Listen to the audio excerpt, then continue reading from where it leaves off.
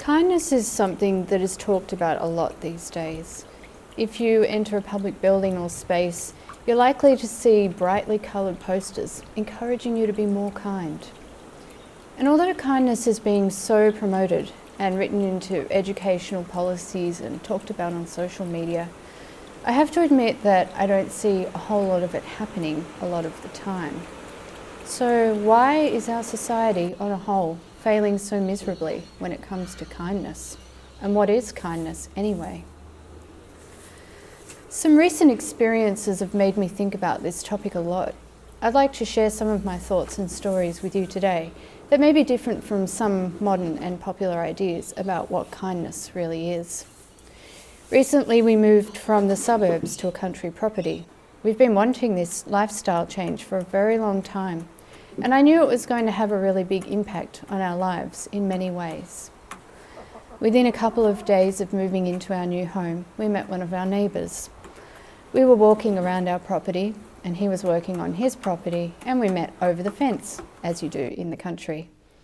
One thing that I find really interesting is that a couple of weeks later on, we have now had more to do with this particular neighbour than we had to do with most of our neighbours living in the suburbs for 25 years.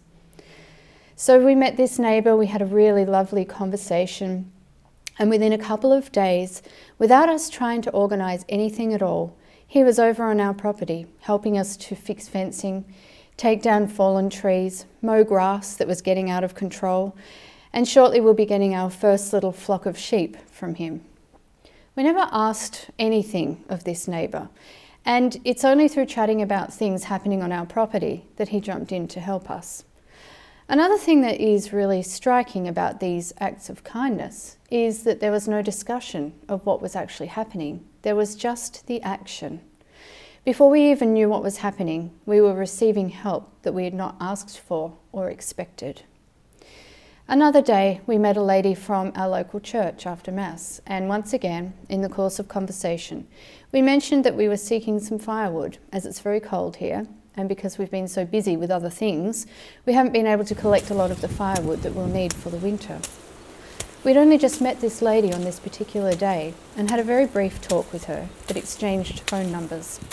Later that afternoon, she called us and gave us a number of a local farmer who had wood lying in his paddock from fallen trees and was happy for us to come and take it. So my husband went out there with his chainsaw and loaded up our trailer, and now our evenings are a lot warmer.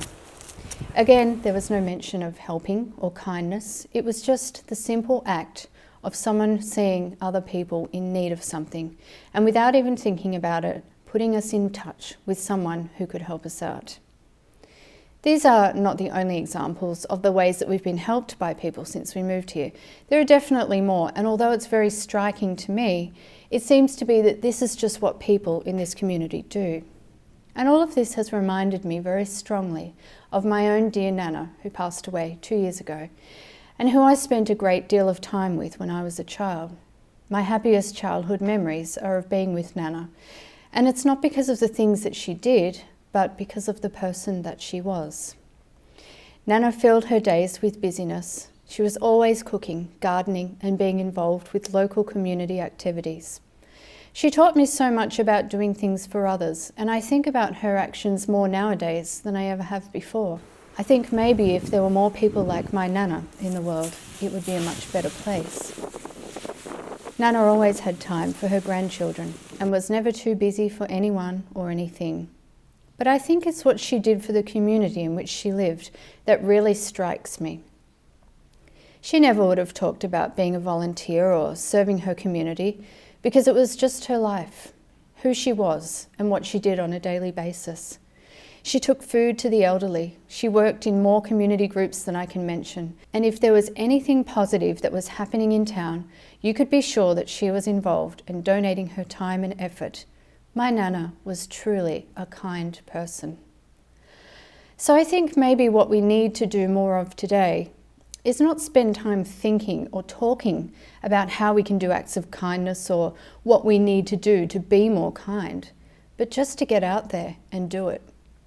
Imagine what we could achieve and the sort of world that we could all enjoy living in if genuine kindness was such an integrated aspect of our lives that it was just completely natural and a part of who we were. My Nana was too modest to know how impactful her example was to me and to the way I live my life today.